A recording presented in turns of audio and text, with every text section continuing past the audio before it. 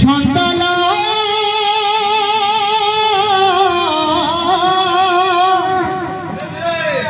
জানে না কি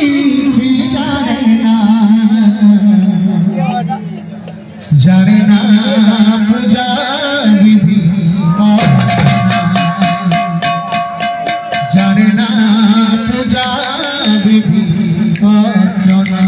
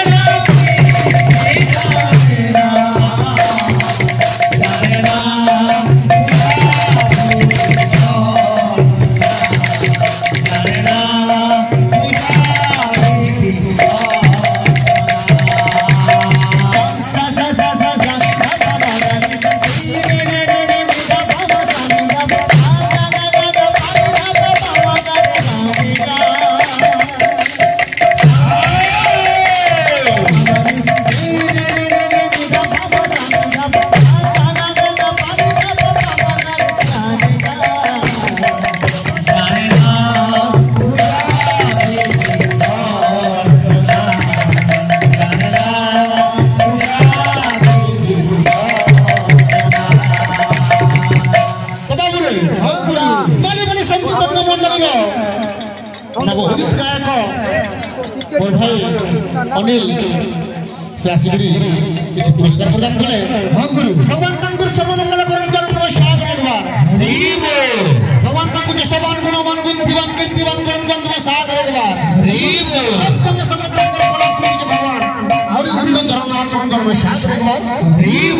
एकदम शिला धरानी की राधेश्याम